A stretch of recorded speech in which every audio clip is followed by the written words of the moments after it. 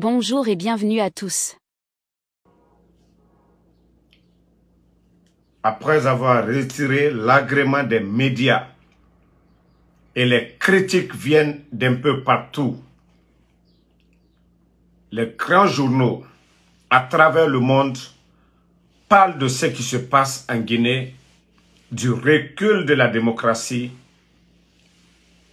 de la liberté de presse. Donc, les putschistes ont cherché à rencontrer quelques patrons de médias pour les faire des propositions. Voici ce que les putschistes demandent aux médias. C'est ce qu'on va vous expliquer. Je vous ai dit, ils n'aiment pas, ils sont allergiques aux critiques. Ils sont allergiques aux critiques. Donc, ils demandent aux médias que personne ne parle du glissement de calendrier. Aïe, aïe, aïe. Que personne ne parle du glissement de calendrier. C'est-à-dire les médias, ils n'ont qu'à parler de tout, mais ils ne doivent pas parler du glissement de calendrier pour dire il faut que les bandits respectent le chronogramme que eux-mêmes, ils ont choisi. Personne ne les a imposés. Que eux-mêmes, ils ont choisi le CNRD. Donc, ils ont décidé, voilà, de dire à ces médias de ne pas parler de ça. Deuxièmement, vous voyez, maintenant les médias parlent de la gestion du CNRD. Ça les dérange. Parce qu'on a tout dit sur le gouvernement du président Alpha Condé ici. Corruption, gabegie, personnalisation de la chose publique. Qu'aucun média, si vous voulez la paix, vous ne devez pas critiquer la gestion du CNRD. Si vous êtes média, vous parlez de autre chose, mais vous ne pouvez pas parler, vous ne devez pas parler, en tout cas, de la gestion du CNRD. Ce qu'ils font de la Guinée, vous ne devez pas parler de ça. Soit ils n'ont qu'à venir, ils vont remuer la tête. Tout ce que le CNRD fait, soit ils ne disent rien. Non, donc la famille, il y a eu déjà la rencontre, hein, mais c'est aux médias maintenant d'accepter pour qu'on leur donne leur licence. Mais s'ils viennent, voici les points dont le CNRD ne veut pas que les médias touchent du tout. La gestion, on ne doit pas les critiquer, afin de marcher de gré à gré. Ils ne veulent pas entendre ce qu'ils ont fait de l'argent des Guinéens, l'argent du contribuable guinéen, ce qu'ils font du budget de l'État. Ça n'engage pas les médias. Les médias ne doivent pas parler parce que ça les affaiblit. Ça prouve que ils n'ont rien fait de mieux que le gouvernement du président Alpha Condé. Donc les médias doivent se taire et ne doivent rien dire. Voilà. Et ne doivent pas parler du chronogramme de la transition pour dire, voilà, ils doivent respecter et ne doivent pas respecter, que les médias ne doivent pas parler de ça. Donc, tout ça là, c'est ça. Atteinte à la sécurité de l'État. C'est vous-même qui avez choisi. C'est vous-même, vous les putschistes. C'est vous-même qui avez choisi. C'est vous-même qui avez choisi le chronogramme. Personne ne vous a imposé. Pourquoi vous êtes allergique si les médias parlent de ça? Pourquoi vous êtes allergique? Pourquoi vous êtes allergique si les médias parlent de ça? Donc, les Guinéens, ne soyez pas surpris si les journalistes reprennent, voilà, leur métier encore. Voici quelques grands points qui ont été discutés pour les dire de ne plus parler du chronogramme. Voilà. Toi qui dis hors de la loi, il n'y a pas de son, c'est ton problème. Voilà. Si tu as un téléphone chinois, moi, ce n'est pas mon problème. Voilà. Tous ceux qui sont là, ils entendent bien. Non, Mohamed Touré, il ne faut pas répondre les brebis galeux, là. Donc, que tous les Guinéens comprennent aujourd'hui pourquoi les bandits ont suspendu, ont retiré les agréments des médias parce que l'heure de la vérité a sonné. Ils ont menti aux Guinéens qu'ils allaient venir pour la refondation. Quel genre de refondation?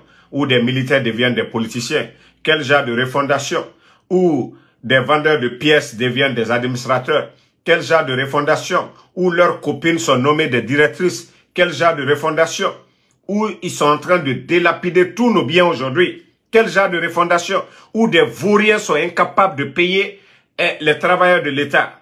Quel genre de refondation? Où les bandits eux-mêmes ne veulent pas quitter le pouvoir? Quel genre de refondation? Donc, ils sont perturbés. Et je vous dis, la guerre des intérêts aujourd'hui, je vous ai dit, ces voleurs-là, ils vont se déchirer entre eux. Vous avez vu ceux qui étaient à côté au départ? Où est Namori? Celui même qui a facilité ce coup d'État, qui était le chef d'état-major des forces armées. Le gros traître, 8 ans chef d'état-major du président Alpha Condé. Où est ce gros traître aujourd'hui? Voilà. Les imbéciles qui mettent les têtes de mort. Et quand je vais finir tout de suite là, je vais bien vous afficher, vous les ennemis de la République, les idiots là, mettez vos têtes de mort. Quand je vais finir tout de suite, je vais vous afficher. Je ne vais même pas dire vos noms pour vous faire du plaisir. Voilà, les imbéciles comme je le répète, mettez vos têtes de mort. Vous pensez que tête de mort, ça peut couper moi mes lives? Malgré les restrictions et autres, quand moi je finis, allez-y voir le nom. Vous voyez mes vidéos partout sur YouTube, sur plusieurs plateformes. Voilà, donc c'est le général 5 étoiles. Ok? Vous ne pouvez rien contre le général 5 étoiles. Donc, conflit d'intérêts, Amara et Djiba. Vous savez, tous ces gars-là qui n'ont même pas de niveau, des petites personnes, un ancien rappeur comme Djiba. Pour ceux qui étaient à Bessia, ils le connaissent très bien. C'est un ancien rappeur. Même dans le rap, il n'a même pas fait succès. Bap, échec. Des aventuriers vagabonds. J'ai dit bien, aventuriers vagabonds. Nous, on fait Uber. Moi, je viens de rentrer. Malgré qu'on était à d'ici hier, je suis rentré. Matin, là, je suis sorti aller faire du Uber. Je suis rentré encore. Mais eux, ils étaient des aventuriers vagabonds. Aller s'asseoir dans des cafés. En train de parler de tout. Des vagabonds comme ça, on les ramasse, on les nomme. Voilà. Directeur de cabinet à la présidence, secrétaire à la présidence. Mamadi ne contrôle absolument rien. Les nominations, les marchés, c'est encore eux. Tout le monde a vu le mariage de la sœur de Amara. Demandez ceux qui sont au Canada. Son garçon qui se trouve au Canada aujourd'hui. La voiture qu'il a achetée. Eux, ils pensent que non, ils peuvent faire quelque chose dans ce monde-là. Ils ne seront pas informés. Donc, Djiba, qui veut être le chouchou à côté de Mamadi. Amara aussi, qui veut être aussi le chouchou. Donc, il y a ces conflits, guerres d'intérêts aujourd'hui. Ils sont nombreux.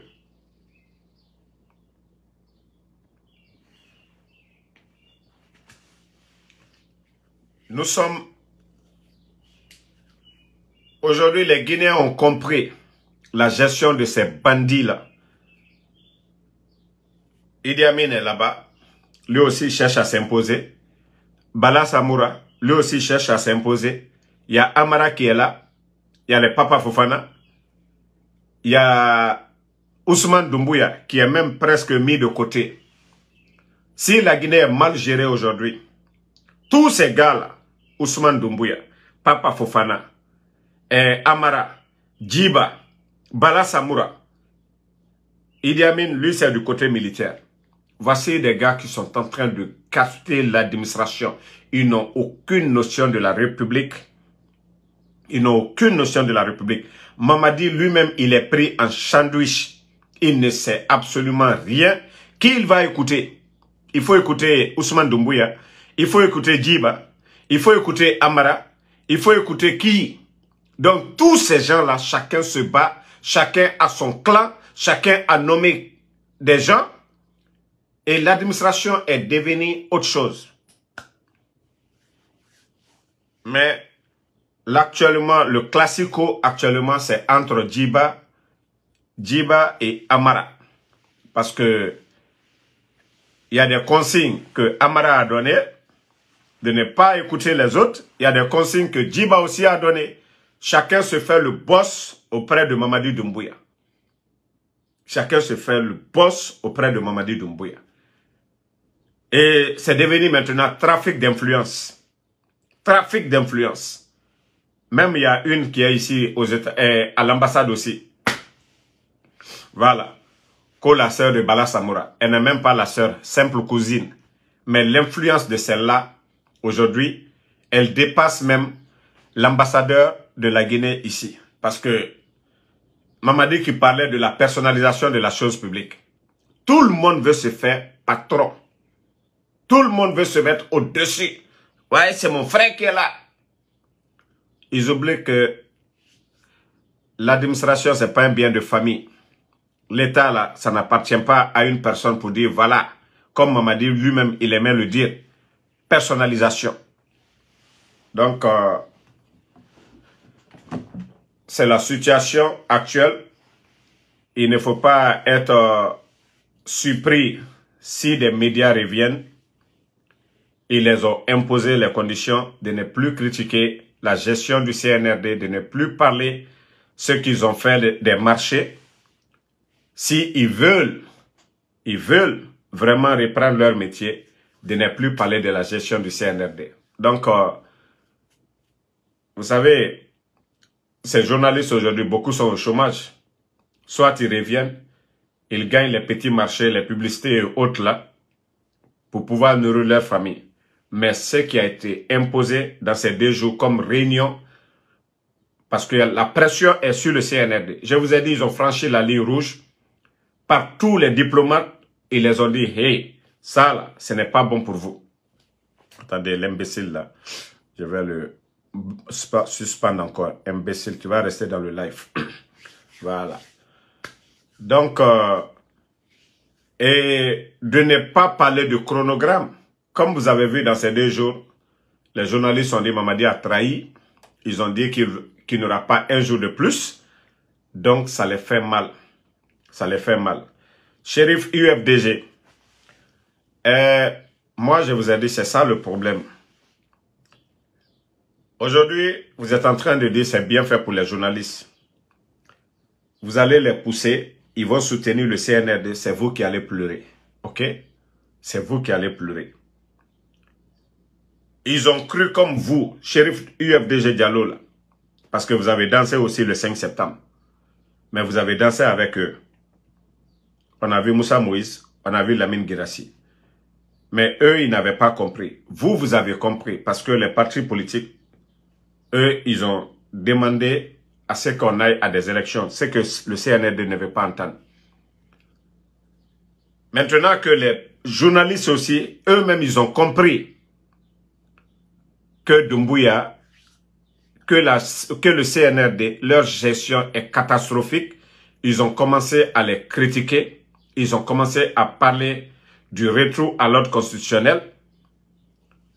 C'est maintenant, vous allez dire que non, c'est bien fait pour eux. Et si les autres disaient aussi c'est bien fait pour vous, vous avez applaudi. Moi, je vous ai dit, il faut être raisonnable, il faut être logique dans vos critiques. Là. Tout ce qui est bidon là ne va pas arranger la Guinée. Hein. Ne va pas arranger la Guinée. Pour dire c'est bien fait pour eux là. C'est pourquoi nous sommes en retard aujourd'hui. Parce que chacun ne pense qu'à lui. À lui-même. Dire, ah, non, moi ça ne me concerne pas. Et c'est comme ça le CNRD a commencé. Les anciens dignitaires ont humilié les docteurs Kassori. Les autres leaders pensaient, les Kouyaté et autres là, pensaient que non, la voie est libre pour eux. Mamadi va organiser des élections. Le RPG est déjà à terre. Ils sont venus, ils ont commencé encore par El Asseloudale. Ils l'ont chassé de sa maison, cassé sa maison, le pousser à l'exil. Sidi Touré le chasser aussi. Donc, vous avez compris petit à petit que le CNRD n'est pas venu pour quelqu'un. Le CNRD ne veut pas partir. Donc, ça sert à quoi de venir dire aux autres, ah non, c'est bien fait pour eux. Moi, je vous ai dit, je ne vais pas soutenir cela. Je ne vais pas soutenir cela. Si nous devons nous donner les mains, avant que les médias là ne soient suspendus, qu'est-ce qu'ils ont dit pour qu'on les a suspendus? Du retour à l'ordre constitutionnel. Désolé. De la gestion du CNRD. Alors, pourquoi vous allez être réjouis? Vous allez être content que ces gens-là soient sanctionnés. Est-ce qu'ils étaient en train d'applaudir pour Mamadi? Voilà pour dire, Mamadi, il faut rester, et que Mamadi les a sanctionnés. Non. Ils étaient là à dénoncer, défendre l'intérêt du peuple, la gestion du CNRD. C'est pourquoi j'ai dit le Guinéen a un sérieux problème dans la tête. Les médias, là, ils pouvaient continuer à suivre le CNRD, à mentir au peuple. C'est ce que vous voulez? Vous pensez que s'ils étaient là à mentir au peuple, pour dire ce que Mamadi fait, c'est bien? Non, mais quand même, les gars, il faut être raisonnable dans la vie. Moi, souvent, c'est pourquoi j'ai dit certains amis, il y a de ces vraiment discussions inutiles, là, j'ai pas le temps, franchement. Il faut voir l'intérêt supérieur de la nation. Il faut voir l'intérêt supérieur de la nation. Au lieu de dire, ah non, voilà. Non, quand même, les gars, changez de comportement. Si vous ne voulez pas qu'on aille de l'avant, il faut laisser ces petits trucs-là, haine de côté. Donc, c'était les nouvelles. Il y a une grande information, mais ça sera le soir. Nous allons parler de ça. Et j'ai dit aux Guinéens, l'application Sika Cash, voilà, ils étaient sponsors aussi de l'événement du tournoi Interstate à Washington, que l'équipe de Washington d'ici a remporté. Donc, ceux qui veulent envoyer de l'argent, ils sont agréés. C'est comme les agences Western Union et MoneyGram.